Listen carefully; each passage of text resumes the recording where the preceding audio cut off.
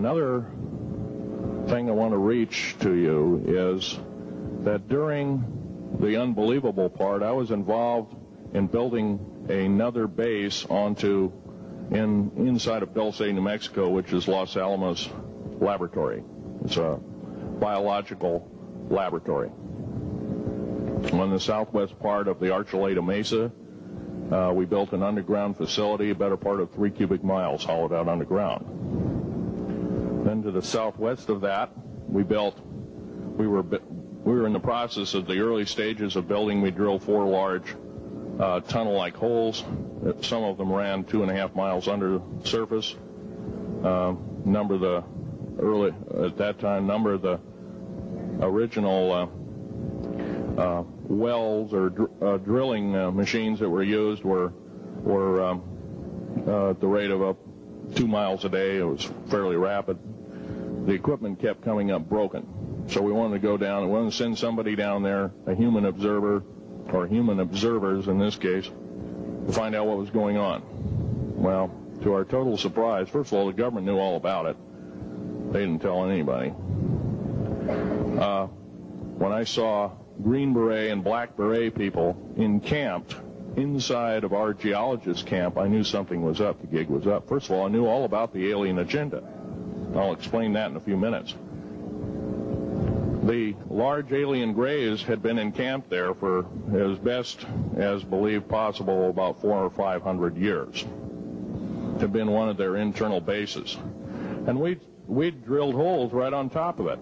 All the stinking air, all the black sooty air came right out as soon as the first hole was sunk, and all this soot came up, and well, that's when all the hell broke loose, really. All started.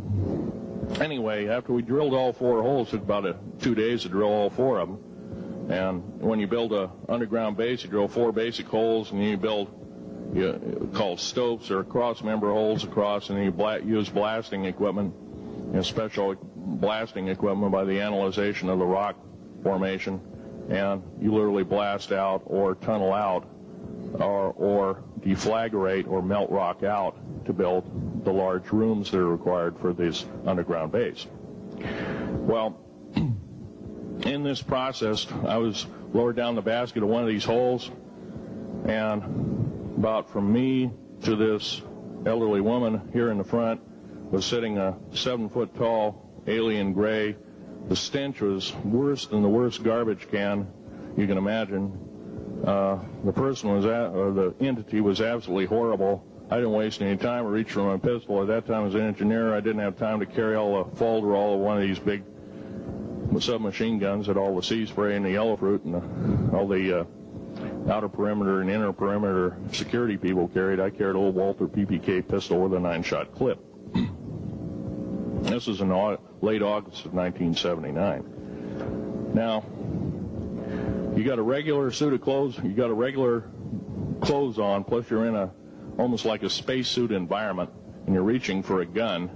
It's not the easiest thing to do, and then to pop a clip in it and start shooting.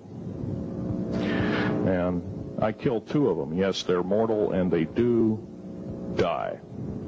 However, in the process, one of them did this. All I remember is that he just kind of waved his hand in front of his chest, and the next thing I know, this blue beam hit me and just literally opened me up like a fish.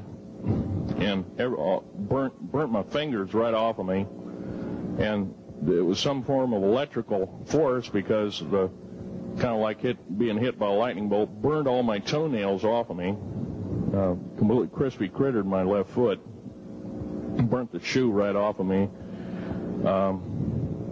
All I remember was the smoking remains, and I'm still conscious, but in and out of, I didn't remember much. And there was a Green Beret that was right behind me that risked his life. In fact, he died. But he risked his life. He shoved me back in the basket and hit the button and took me up. And I wouldn't be alive talking to you today if it wasn't for him. I'm forever indebted. He lost his life.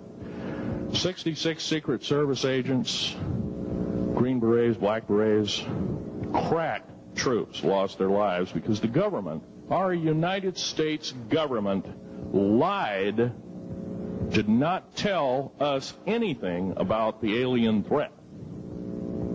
There's a war underneath there, and I'm talking dead serious. It's been going on since that time.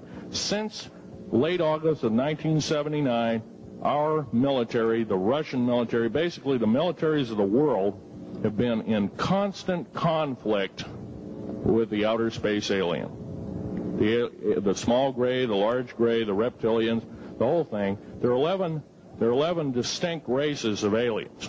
2 are benevolent. 1 had to leave here in a hurry because their world is under attack, both on the surface as well as underground there, the Pleiadians.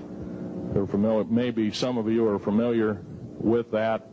Would some of you raise your hands who've heard of Billy Meyer and some of the, very good, about half the group. Well, Billy Meyer is one of these lucky people that they figured, well, he's kind of a simple type, we'll show him everything. Well, these are the benevolent aliens, and they've been here helping us. In fact, I have a picture, let me reach for it here.